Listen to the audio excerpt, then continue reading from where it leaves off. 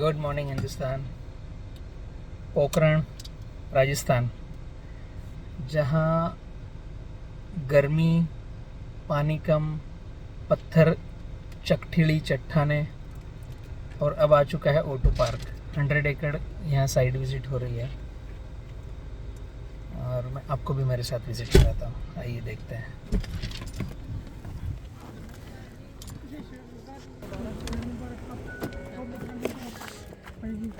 ईद मुबारक के दिन हम विजिट करने आए हैं साइड में। और मोटा आपको लोगों का सहयोग हमारे यहाँ आए और आने की आपको। ये कौन सी जगह है हम जहाँ खड़े हैं? अपने केरावा। केरावा, ठीक है। ओके केरावा है ये सब अपने पाली वाला का वो खेत है।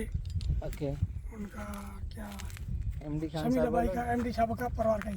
उनके परिवार का है। उनका नाम क्या है? जमीन एमडी साहब की, उनका नाम कुछ जमीन भाई। ये रोड के दोनों तरफ है? ये दोनों तरफ है। जो को ये पत्थर खोया हुआ, ये जो बाउंड्री कर रखी है ये एमडी साहब की। अच्छा, तो ऐसा सीधा सीधे वो बाउंड्री आ रही। ओके ओके ओके, ठीक है सर। ठीक है और ये बाउंड्री आ रही, ठीक है, और ये बाउंड्री जा रही। ओके। ये पूरे ना पीसेस टाइप है, पत्थर के पीस टाइप है यहाँ पर। ये सब दिख रहे हैं ये। Okay okay okay. रोड बीच में आ गया ना ये बाउंड्री के? रोड तो है बीच में। ओके। यहाँ से पानी भी निकलता है क्या बारिश का? ये बीच के स्लोप पानी खूब निकल गया बारिश का। ये पानी नाला बहता है। पानी का बहुत मोटा नाला बह रहा है। ये जो ये गया बाउंड्री वो उस तरफ गया है क्या? हाँ जी, वो बाउंड्री है ना उनकी, एमडी साहब की। वो सब है पत्थर, वो सब पत्थर एमडी साहब का। बहुत अच्छा, साइज अच्छा है, लैंड पॉकेट साइज अच्छा है काफी। ये देसी ककरेली, ये ककरेली ऊपर जमीन अच्छी। जमीन के नहीं अंदर क्ले है। हाँ क्ले है। और यहाँ से जा रहा है लो लाइंग, यहाँ से नाला जाता है क्या कोई? हाँ ये नाला जाता है। यहाँ पर चलो दिखा आप नाला देख। मिलकर पानी वहाँ से खूब आता है। टकेट होकर नाला पानी से बेकर पार हो आके। ये कुछ यहाँ पर इन्होंने किया है। ये बाद में हाँ ये पत्थर है, ये पत्थर सब ये पत्थर कहाँ से निकलते हैं? ये किसी भी आती हाँ, मशीन हाँ। उससे भरा के टोले भराते ट्रैक्टर। यहीं से खोद रहे हैं? यहीं से खोद, यहीं से खोद के भर के ले जाते। वो क्या पहली जगह हम सब आया नहीं खेत में। एक खूबसूरती बतलाऊँ मैं आपको रहमान जी, इस तरह की ज़मीन में आपने अभी कोई खेती प्लान किया है? करोगे भी तो होगी नहीं। करोगी तो होगी नहीं, होगी नहीं। यहाँ पर बैम्बू प्लान होगा, बांस की खेती। बांस की हाँ बांस की खेती सबसे सुंदर प्लान होगी, बांस की खेती। और ये एफडी जैसा होगा कि एक बार लगा दिया, सालों साल, 40 साल, 50 साल, 60 साल तक आप फिर हर साल बांस काटते रहो। हम उसी का सर्वे करने आए थे कि ये जो इस तरह की जो जमीन है ना, हाँ ये जमीन अब ये इसमें मिट्टी तो है, मिट्टी है, लेकिन रेती और कंकर और ये जो चूना जिप्सम जो है ना, अंदर मिट्टी है नहीं, ये पुड़पुड़ी है। ये जो है ये जैसे ही पानी आता है ये कड़क होकर बॉन्ड हो जाती है, पत्थर जैसे हो जाती है। तो ये मिट्टी के टेक्सचर को भी सुधारेगा। जैसे बैम्बू लगेगा ना तो उसके पत्ते, उसकी छाल टहनी जो गिरेगी और वहाँ पर दीमक और कीट पतंग सब आएंगे, वो इस मिट्टी के टेक्सचर को सुधारेंगे। ये अभी जो है ना ये एक मिट्टी है पर जीवंत नहीं है, कुछ नहीं है। ये ड्राई और कड़क टेक्सचर युक्त मिट्टी है, इसलिए यहाँ पर कोई फसल होगी नहीं। और इस तरह की सारी जमीनों में बैम्बू सबसे अच्छा होगा। पानी का वाटर लेवल कैसा है? किसको कहते हैं? बांस, टोकर, बांस बताओ। बांस हाँ, जो कोई अपने सफरे पकड़े। हाँ बांस की खेती।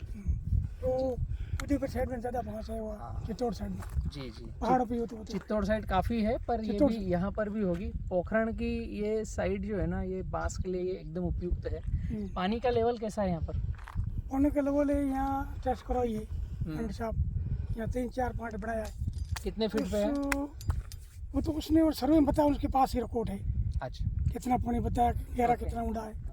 थोड़ा से आगे चले। ये जो आप बता रहे थे गहरा नाले टाइप है क्या? नाले का ले जाइए।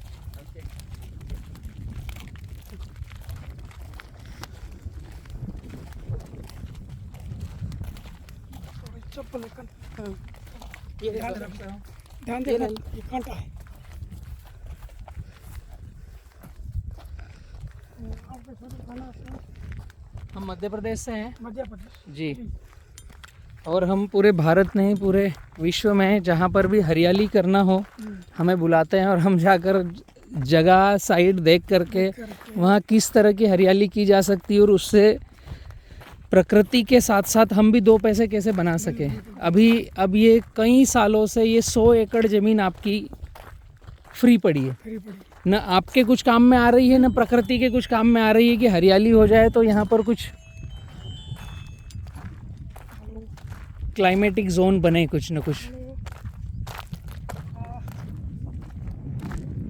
आप क्या खेत की दुकान सॉरी, कंक्रीट हो रखा है सर। हाँ कंक्रीट हो रखा है, यही तो मैं बोल रहा था कि ये मिट्टी जीवंत नहीं है। कंक्रीट जो हो रखा है ना, ये एकदम इसका टेक्सचर जो है रेत और ये चिप्स जो मिक्स है इस क्ले में, जैसे ही पानी सूखता है ये कड़क कंक्रीट जैसे हो जाता है। स्पंजी नहीं है, सॉफ्टी नहीं है, स्पंजी नहीं है जी। नमस्ते एमडी साहब। डैम बना दिया, रोड पहले बना दे। ये और आसपास का भी पानी यहीं से बहकर निकलता है, बिल्कुल, ये यही पानी- कैनाल से। ये बीच के सेंटर में है, मैं थोड़ा आपके संपर्क सामने थोड़ा सा पथरीला पोर्शन भी है।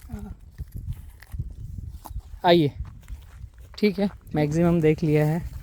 और काफ़ी सारी वेस्टलैंड ऐसी ही पड़ी है जो फार्मरों के भी नॉलेज में नहीं है, जिनकी ज़मीनें हैं उनको भी जानकारी नहीं है कि इस वेस्टलैंड में भी बेस्ट किया जा सकता है।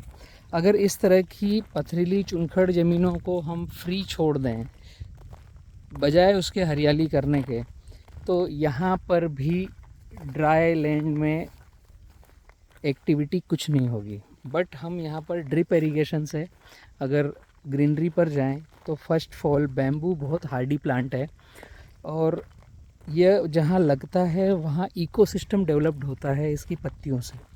तो जितनी भी कड़क और अनयूज्ड लैंड है जो मिट्टी है पर जीवंत नहीं है, उसमें बैक्टीरियल एक्टिविटीज़ चालू हो सकती है, जो कई सारे फील्डों में हमने किया है। और पूरे राजस्थान के अलग अलग इलाकों में से हमें इनवाइट कर रहे हैं O2 पार्क को कि आइए और आप वेस्टलैंड में ग्रीनरी कीजिए। तो हम भी सर्वे कर रहे हैं, निकल पड़े हैं हरियाली को लेकर के। जहाँ जिस तरह की ज़मीन की आवश्यकता है कम से कम खर्चे में, एफर्टलेस, वहाँ पर हम ग्रीनरी कर रहे हैं। और फार्मरों को एक चीज़ और बतला दूँ, गवर्नमेंट की एक व्यवस्था है क्रॉप लोन। जो आपकी ज़मीन है खेतीहर, उसके लिए गवर्नमेंट आपको क्रॉप लोन प्रोवाइड कराती है लगभग 50,000 से 1 लाख रुपए एकड़। इसी खर्चे में, इसी क्रॉप लोन में आपका पूरा का पूरा bamboo farming with drip irrigation के साथ होता है। और जो 4 साल के बाद पैसा देना चालू होता है तो अगले 50 साल तक आपको प्रति ईयर प्रति एकड़ 1 लाख रुपए नेट प्रॉफिट का इनकम देता है मिनिमम।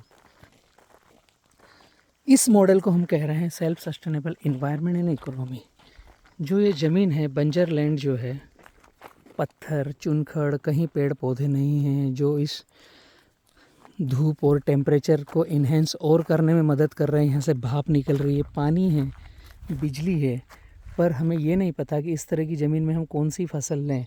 तो बैम्बू सबसे अच्छा विकल्प है। और O2 ने कुछ उसमें नए आयाम बनाए हैं कि आप बैम्बू को सस्टेनेबल कैसे करो, फार्मिंग कैसे करो, और उसको कम खर्चे में आउटपुट कैसे ज़्यादा लो। मैं अभी जिस ज़मीन में आया हूँ पोखरण में, ये ज़मीन 100 एकड़ है और ये पूरा का पूरा बैरन लैंड है, कई सालों से ऐसे ही पड़ा है। तो न तो फार्मर के कुछ काम का है, न प्रकृति के कुछ काम का है, इसे हम काम का बना रहे हैं, प्रकृति के काम का। जीव जीवस्य जीवनम एक कड़ी यहाँ पर संचालित होगी। जब ग्रीनरी होगी और बैक्टीरियल कॉलोनी डेवलप होगी, और इस ग्रीनरी और बैक्टीरियल कॉलोनी से जिस व्यक्ति की ये ज़मीन है उनके जेब में भी 2 पैसे की इनकम आएगी। यही O2 का ध्येय है, S2E2 self sustainable environment and economy. बने रहिए साथ में, पूरे देश में कहाँ कहाँ ग्रीनरी कर रहे हैं दिखाते रहेंगे और साथ में चलते रहेंगे। Thank you.